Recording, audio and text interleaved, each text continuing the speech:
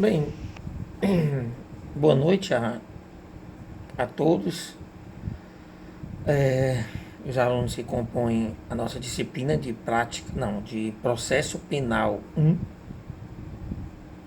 Hoje, dia 8 de junho de 2020, nós já encerramos as nossas aulas destinadas ao conteúdo programático de nossa disciplina. A última aula nós falávamos sobre sessões como um processo incidental. E vamos dar assim. Na realidade, essa aula vai ser uma aula muito curta e é somente para complementar o nosso programa. No entanto, nós já o cumprimos, tá bom? Mas para aquele aluno que deseja conhecer um pouco mais, né, sobre esses processos incidentais, eu vou falar uma aulinha muito curta. Hoje a gente vai falar sobre conflito de jurisdição e conflito de atribuição. E que isso pode gerar, sim, um incidental sobre o processo. Tranquilo? Lembrar vocês que eu já estou recebendo as avaliações parciais. Duas avaliações eu já recebi e inclusive já corrigi, tá bom? Já corrigi, tá certo? Mas na próxima segunda-feira, dia 15, eu divulgo todas as notas, tranquilo?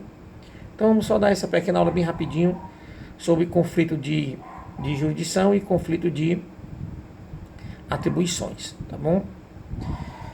A primeira coisa a ser observada é fazer a diferença de jurisdição, competência e atribuição, tá bom?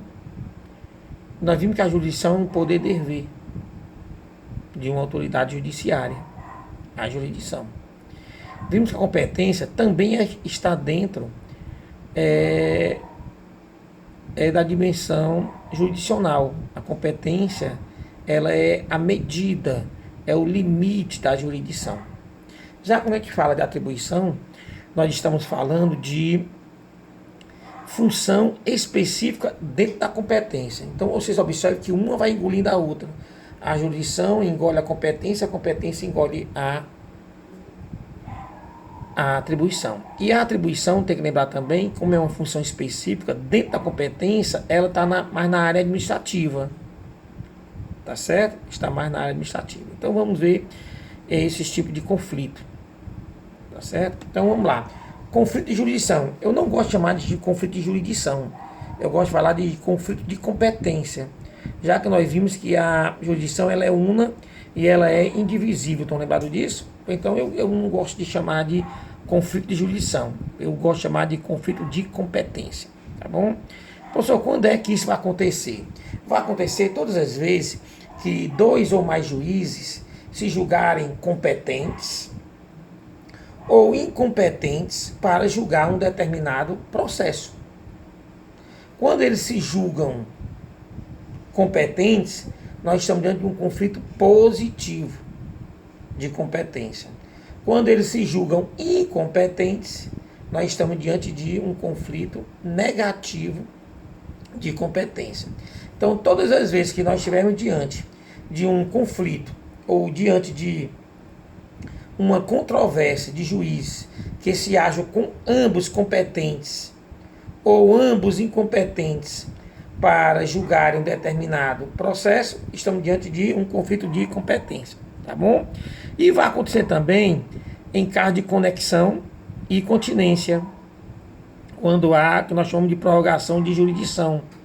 Se houver controvérsia sobre essa transferência, essa reunião de processos, se houver controvérsia, também estamos diante de um conflito de competência. Tranquilo? Como é fácil? Tá certo? Esses conflitos, eles estão regidos pelo Código de Processo Penal, entre os artigos 113 e 117. Tá bom? Professor, e qual é o procedimento? O procedimento também é simples. Qualquer das partes, ou juízes, ou tribunais envolvidos, podem requerer essa incidental sobre o processo. Tá bom? Qualquer uma das partes, ou juízes, ou tribunais envolvidos. Tá bom? Uma vez havendo esse requerimento, aí tem que observar. Esse conflito, ele é positivo ou negativo? Porque se for negativo, corre nos mesmos autos. Tá bom? Agora, se for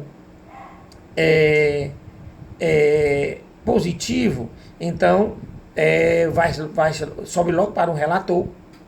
Esse relator, ele imediatamente vai julgar ou vai nomear um juiz, tá bom?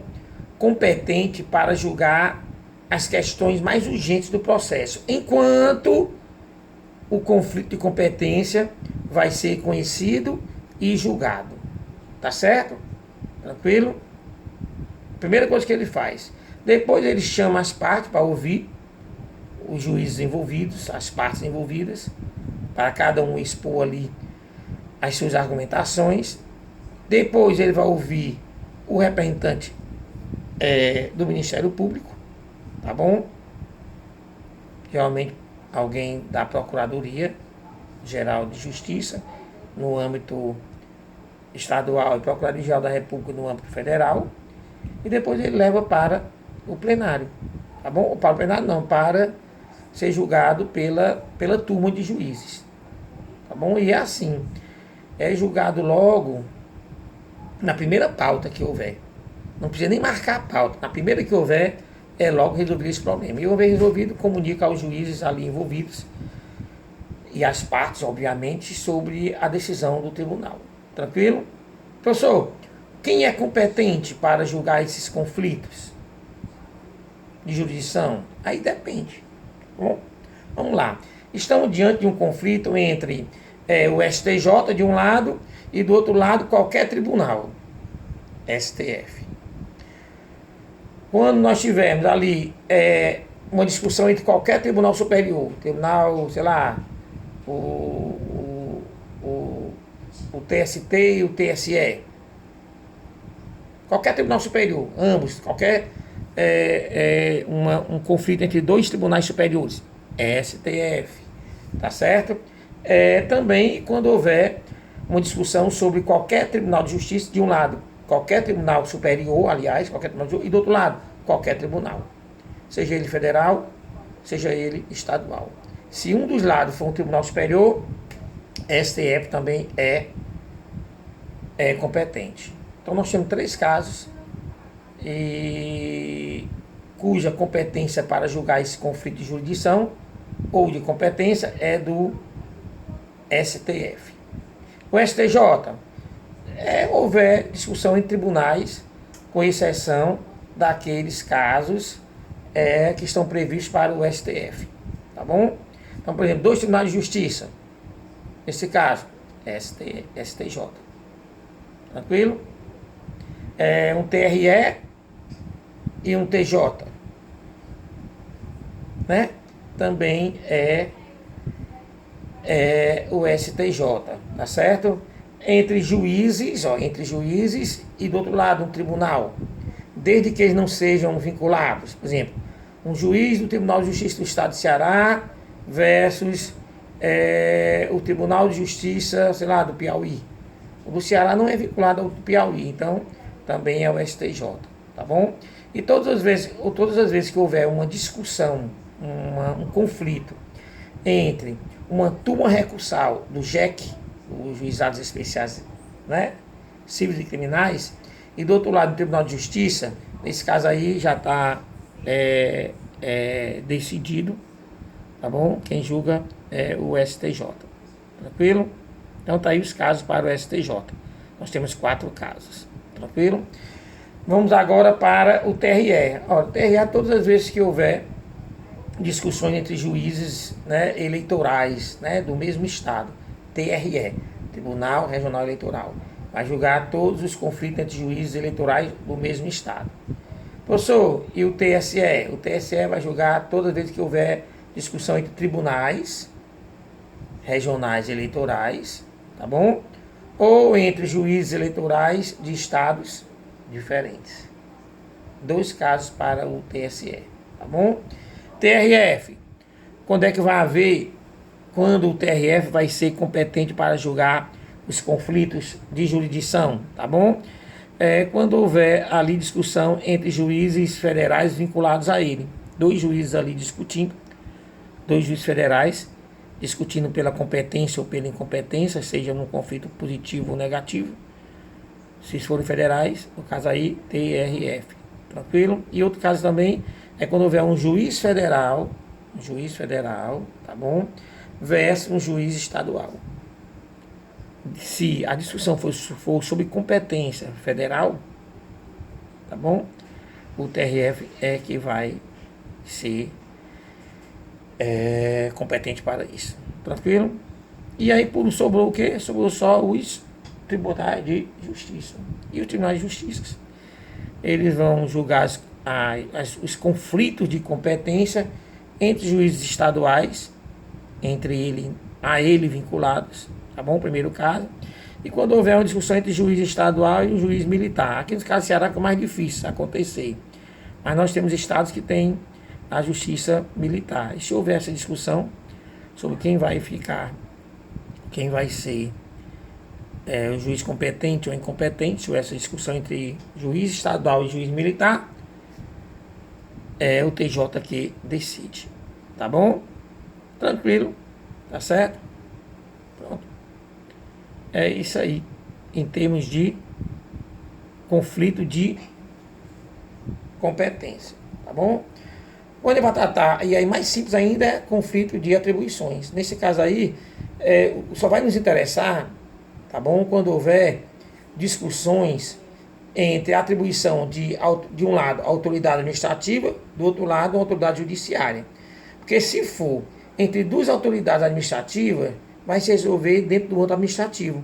O judiciário não vai entrar. Então, não há o que discutir. Agora, o que pode acontecer às vezes é uma discussão entre atribuições de uma autoridade administrativa e do outro lado, uma autoridade judiciária. Aí nesse caso aí nós estamos em discussão com um conflito de atribuições. E nesse caso aí, tá bom? O STJ é que é o tribunal competente para resolver. Imagine uma discussão entre, sei lá, um conflito de atribuição entre o governador do estado do Ceará, por exemplo, e o presidente do Tribunal de Justiça do estado do Ceará. Uma autoridade judiciária e uma autoridade administrativa. Nesse caso aí, o STJ vai decidir de quem é a atribuição. Lembre-se, não confunda atribuição com competência. Competência é a medida da jurisdição, é o limite da jurisdição, é o limite do poder-dever jurisdicional. Já a atribuição é simplesmente uma função específica da competência. Tranquilo? Se for entre duas autoridades representantes do Ministério Público, tá bom? 2 representantes do Ministério Público Estadual discutindo sobre suas atribuições. Nesse caso aí, a competência é da Procuradoria-Geral da Justiça. Tá bom?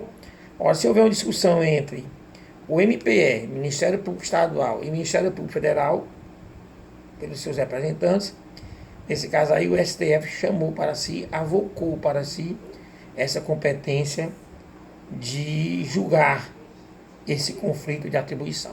Tranquilo? Beleza, bem facilzinho essa aulazinha, né? 14 minutinhos. Tá certo? Se der, na próxima semana eu passo um outro processo acidental, que seria o requerimento de restituição de coisas apreendidas, que pode correr paralelamente, tá bom? Incidentalmente, no processo principal.